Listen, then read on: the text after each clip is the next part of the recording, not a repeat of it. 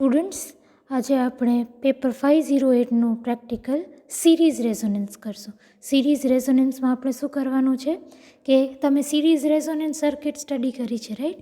આપણે series રેઝોનન્સનું practical first યરમાં પણ કર્યું હતું.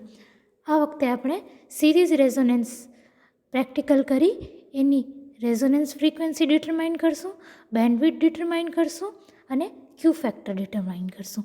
હવે સિરીઝ રેઝોનન્સ પ્રેક્ટિકલ માટે આપણે અપેરેટસ કયા કયા જોઈએ?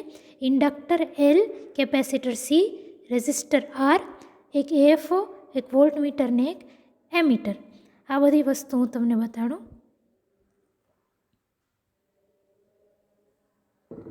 જો અહીંયા તમારે રેઝિસ્ટર્સ છે, આ ઇન્ડક્ટર છે, જો 10 મિલી હેનરીનું, આ કેપેસિટર્સ છે, આ વોલ્ટમીટર, આ મિલી એમીટર અને એએફઓ એટલે ઓડિયો ફ્રીક્વન્સી ઓસિલેટર. આ આપણે વાપર્યું છે બીજા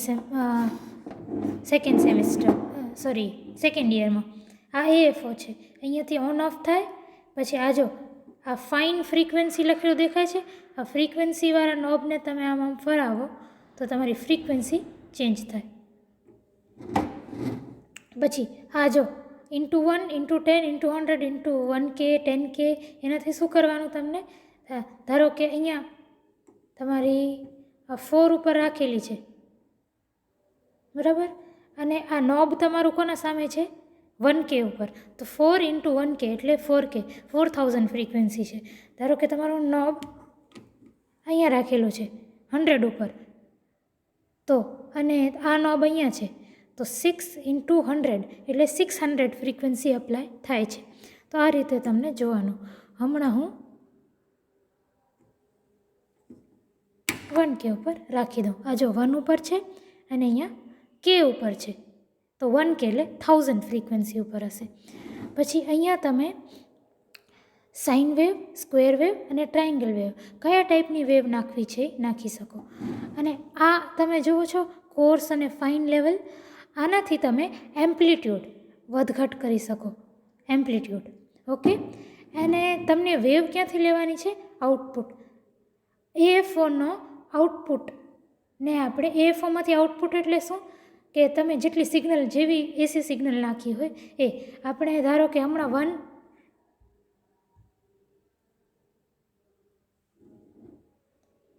1K લીધું છે, જો 1K ની સિગ્નલ છે, બરાબર? હવે જોજો 1K ની સિગ્નલ છે. હવે આના આઉટપુટને, એએફઓના આઉટપુટને હું જોયું ક્યાંથી નીકળે છે? આ આઉટપુટમાંથી નીકળે છે. અને એને હું ક્યાં કનેક્ટ કરીશ? ઇનપુટ સિગ્નલમાં. જો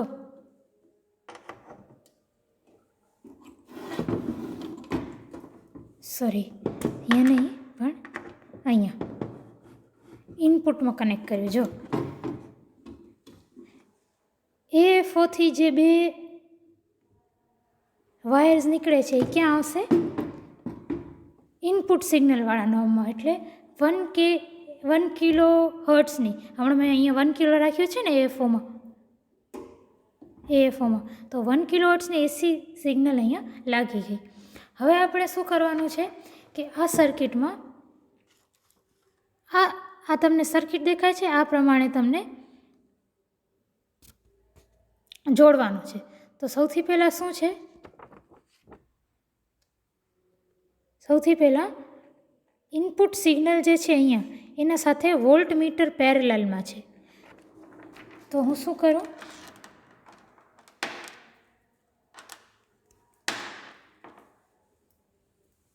આના સાથે એક વોલ્ટમીટર પેરેલલમાં જોડી દઉં.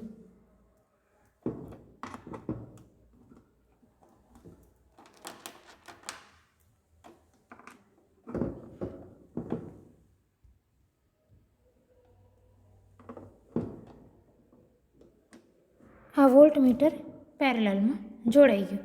જો આ આ આના સાથે અને આ આના સાથે છે. હવે શું છે?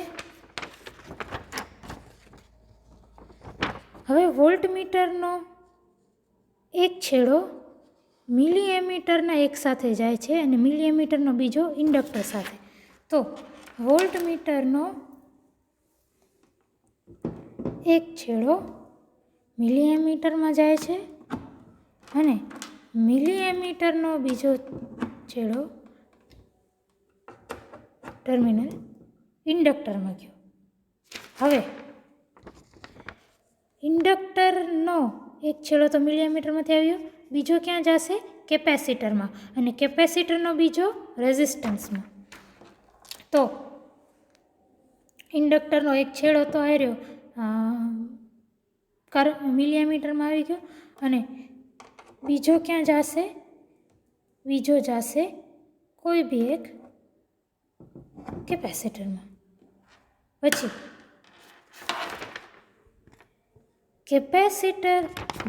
કેપેસિટરનો બીજો ક્યાં આવે છે? રેઝિસ્ટન્સમાં. કેપેસિટરનો બીજો આવે છે રેઝિસ્ટન્સમાં. કોઈ પણ એક રેઝિસ્ટરમાં નાખો, ધારો કે 100માં નાખ્યો, કોઈમાં પણ નાખી શકો. આ કેપેસિટર્સમાં પણ તમે કોઈમાં પણ નાખી શકો, જે તમને ગમે. પછી હવે જો રેઝિસ્ટરનો એક છેડો તો કેપેસિટરથી આવ્યો એ જોડી દીધો આપણે અહીંયાથી, કેપેસિટરથી જે આવ્યો એ જોડી દીધો. હવે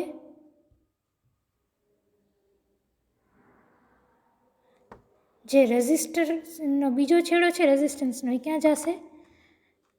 એએફઓ અને વોલ્ટમીટરના કોમનમાં, એટલે ઇનપુટ અને વોલ્ટમીટરનો જે કોમન છે ત્યાં રેઝિસ્ટન્સનો બીજો ભાગ.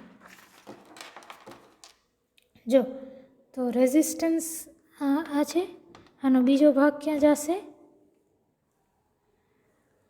ઇનપુટ સિગ્નલ અને વોલ્ટમીટરનો જે કોમન છે એટલે અહીંયા.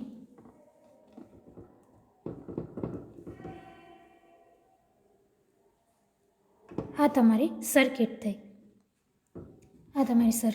ગઈ. હવે તમને શું કરવાનું છે કે સૌથી પહેલાં તમે જો આપણે અહીંયા સૌથી પહેલાં ઓબ્ઝર્વેશનમાં શું કરવાનું? ઓબ્ઝર્વેશન જુઓ તમે તો કેપેસિટન્સ 0.1 માઇક્રોફેરેડ છે. તો અહીંયા જો મેં 0.1 વાળોનો કનેક્ટ કર્યો છે. મેં તમને કીધું હતું કેપેસિટર ત્રણેયમાંથી કોઈ પણ એક કનેક્ટ કરી શકાય. આપણે 0.1 વાળો કર્યો એટલે મેં કેપેસિટન્સ 0.1 માઇક્રોફેરેડ લખ્યું. ઇન્ડક્ટન્સની એક જ વેલ્યુ છે 10 મિલી હેનરી. આ તો 10 જ છે, બીજી કોઈ છે જ નહીં. ઇનપુટ વોલ્ટેજ આપણે 5 વોલ્ટ સેટ કરવાનો છે. જો ઇનપુટ વોલ્ટેજ પહેલાં તો 5 વોલ્ટ સેટ કરવાનો છે 5 વોલ્ટ. એ કઈ રીતે કરવું એ જોઈએ આપણે. સૌથી પહેલાં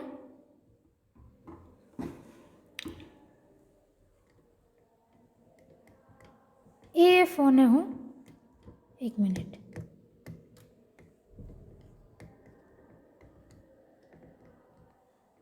એએફઓને હું ઓન કરી દઈશ. તો જો તમને એક સ્વિચ ઓન દેખાય છે.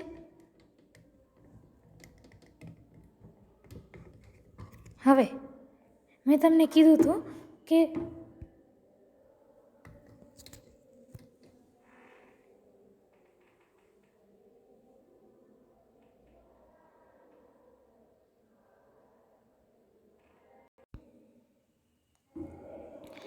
તમને શું કરવાનું કે આ જો આ છે,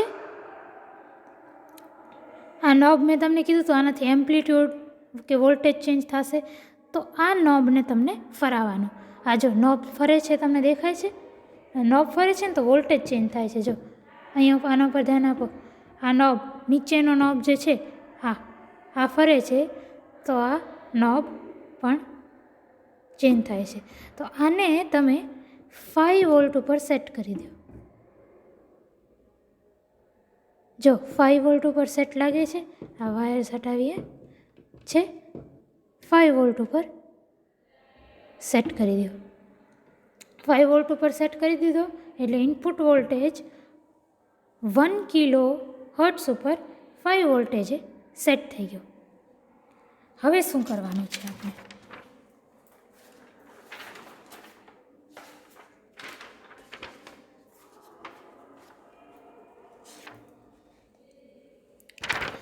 હવે આપણે આ થઈ ગયો આપણો ઇનપુટ વોલ્ટેજ સેટ. હવે આ ટેબલ જુઓ તમે. આ ટેબલ જોશો તો તમને ફ્રીક્વન્સી ચેન્જ થતી જાય છે અને એની સાથે સાથે તમે કરંટ મેજર કરો છો. આ કોલમમાં કોના માટે? R = 100 માટે.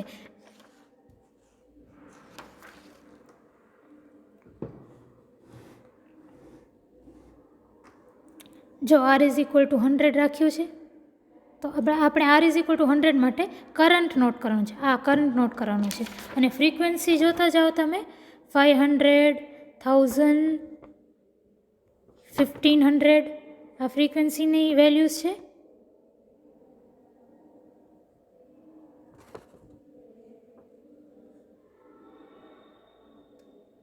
$500, 1000, 1500, 2000, 2500 એવી આપણે ફ્રીક્વન્સીની વેલ્યુઝ રાખવાની છે. તો આ જો આમાં આપણે સ્ટાર્ટ કરીએ 500થી. તો અહીંયા 100 કરી નાખો. આનાથી 100 ઉપર આવી ગયું અને એને 5 ઉપર લઈ જાઓ. કરંટની જે પણ વેલ્યુ આવે અહીંયાથી નોટ ડાઉન કરો. નોટ ડાઉન કેમાં કરવાની? 500માં 500 ફ્રીક્વન્સી ઉપર R = 100 ohmsમાં અહીંયા નોટ ડાઉન કરો. પછી આને 1K એટલે 1000 ઉપર લઈ આવો પાછું. અને 500 પછી આપણી કઈ વેલ્યુ છે?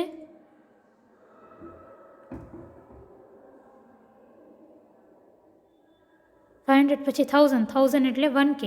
1K ઉપર તમારી કરંટની વેલ્યુ કેટલી આવે છે એ જોવો અને ક્યાં નોટ ડાઉન કરો? 1000 ફ્રીક્વન્સી 1000 1K ઉપર અને ક્યાં? તો R = 100માં વાળા કોલમમાં. આપણે R = 100 વાળું જ આખું કોલમ કરતું જવાનું છે. પછી શું આવે છે? 1500, 2000 એમ કરતાં 10,000 સુધી જોતું જવાનું. જો તમે આ વધારતા જાઓ છો તો કરંટ પણ વધતો જાય છે. જો વધારતા જાઓ કરંટ પણ વધતું જશે ને તમે એ રીતે રીડિંગ્સ લઈ લેજો.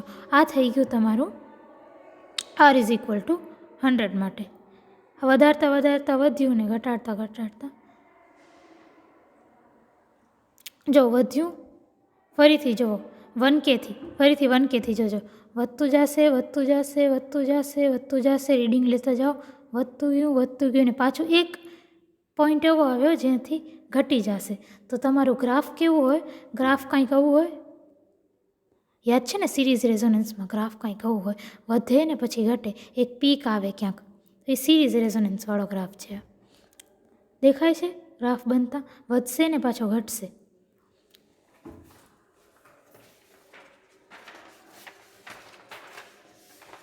કંઈક આવો ગ્રાફ આવશે. જો વધ્યો ને પછી ઘટ્યો. એ જ વસ્તુ હવે R = 100 માટે કરવાની છે. R = 100 થઈ ગઈ. હવે R = 0 માટે કરવાની છે. R = 0 એટલે શું? R = 0 એટલે તમે આ રઝિસ્ટર અપ્લાય જ ના કરો. કાંઈ રેઝિસ્ટન્સ અપ્લાય જ ના કરો. બાયપાસ કરી દો. એનો મતલબ શું?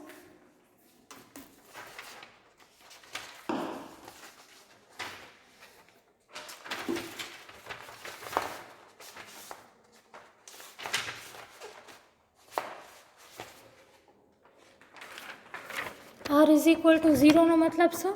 કે આ દેખાય છે તમને? આમાં કાંઈ હોય જ નહીં. આને આમ તમે સીધી લીટી ખેંચી નાખો તો એનો મતલબ રેઝિસ્ટન્સ 0 છે. રેઝિસ્ટન્સ હોય જ નહીં તો કેપેસિટરને તમે ડાયરેક્ટ અગર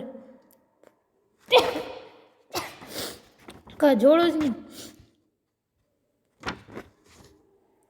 કેપેસિટરને તમે જોડો જ નહીં અને ડાયરેક્ટ વોલ્ટમીટરથી જોડી દો. એટલે રેઝિસ્ટરને જોડો જ નહીં અને કેપેસિટરને ડાયરેક્ટ વોલ્ટમીટર સાથે જોડી દો.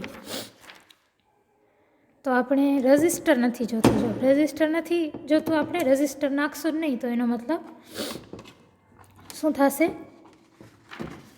કે આર ઇઝ ઇક્વલ ટુ 0. તો આપણે રેઝિસ્ટન્સવાળા વાયર કાઢી નાખ્યા. પછી મેં તમને શું કીધું કે કેપેસિટર જે છે એ ડાયરેક્ટ તમને અહીંયા વોલ્ટ મીટરમાં નાખવાનું છે. તો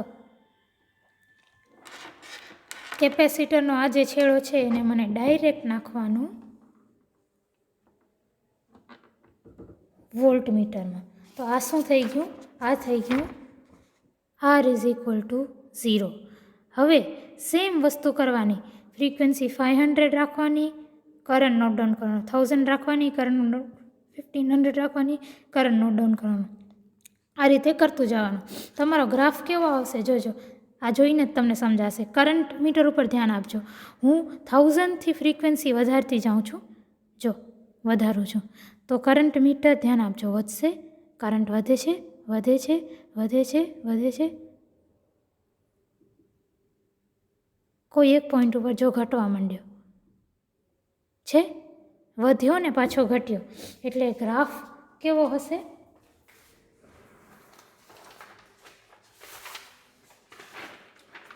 ગ્રાફ ફરીથી કંઈક એવો બનશે, વધે છે અને ઘટે છે. બરાબર. હવે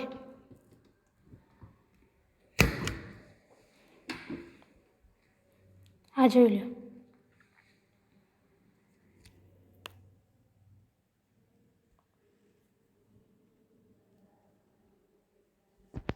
હવે આપણે કરવાનું શું છે? આ તો આપણી ટેબલ આવી ગઈ. હવે આપણે પહેલાં તો એક ગ્રાફ ડ્રો કરવાનું છે. ગ્રાફ કોના અંડર? તો આઈ એક્સ એક્સિસ ઉપર, સોરી વાય એક્સિસ ઉપર આઈ અને એક્સ એક્સિસ ઉપર ફ્રીક્વન્સી.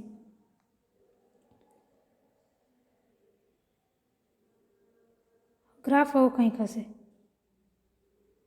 આઈ વર્સિસ ફ્રીક્વન્સી, આવું કંઈક ગ્રાફ. તો જો એવો ગ્રાફ છે. હવે ગ્રાફનો પીક ક્યાં આવે છે? જો ગ્રાફનો પીક ક્યાં આવે છે? પીક આવે એને રેઝોનન્સ ફ્રીક્વન્સી કહેવાય. તો ગ્રાફનો પીક જો 5000 ઉપર આવે છે, અરે સોરી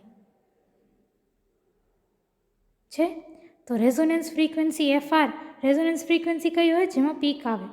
તો તમારી રેઝોનન્સ ફ્રીક્વન્સી કઈ છે? એફઆર 5000. બરાબર. હવે 5000 બંને માટે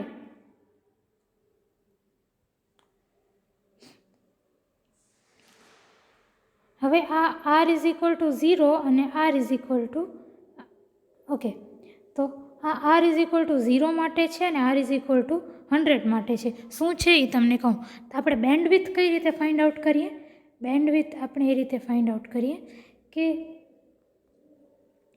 તમારો જે આ મેક્સિમમ કરંટ છે, ધારો કે કોના ઉપર છે તમારો મેક્સિમમ કરંટ? 26 ઉપર છે, સોરી 28 ઉપર છે. 28 ઉપર તમારો મેક્સિમમ કરંટ છે આઈ નોટ. એને ડિવાઇડેડ બાય √2 કરો તો આવશે 28 ડિવાઇડેડ બાય √2. તો જે વેલ્યુ આવે 28 ડિવાઇડેડ બાય √2 એને તમે ગ્રાફમાં પ્લોટ કરો. 28 divided by √2. Okay, let me see કેટલું થાય.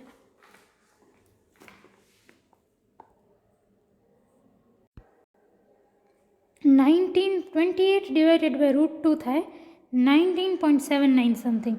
એટલે તમે અહીંયાથી 19.79 વાળું જ્યાં પણ તમને પોઈન્ટ મળે ત્યાંથી લઈ આવો અને આર ઇઝ ઇક્વલ ટુ 0 વાળો જે ગ્રાફ છે, આ આર ઇઝ ઇક્વલ ટુ 0 વાળો ગ્રાફ છે ને, એના સાથે ઇન્ટરસેક્ટ કરો. હવે તમે જુઓ કે જે ઇન્ટરસેક્શન પોઈન્ટ છે એ એક F1 હશે અને બીજી બાજુ જે હશે F2 હશે. આ તમને આઈડિયા છે જ. પછી F1 અને F2 લ્યો અને લખી દો R=0 માટે. અને બેન્ડવિડ્થ શું હોય? F2 - F1. એ તો તમને ખબર જ છે. આ તમારી બેન્ડવિડ્થ છે. ડેલ્ટા F છે બેન્ડવિડ્થ. કોના માટે? R=0 માટે. હવે R=100 માટે જુઓ. R=100 માટે પીક કોના ઉપર છે? પીક ક્યાં છે? જો હા,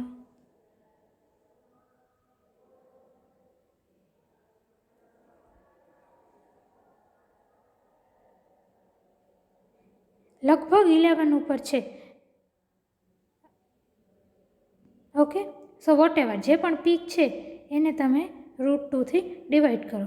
√2 ડિવાઈડ કરો અને ફરીથી જ્યાં તમારો √2 વાળો નંબર આવે, ધારો કે તમારી પીક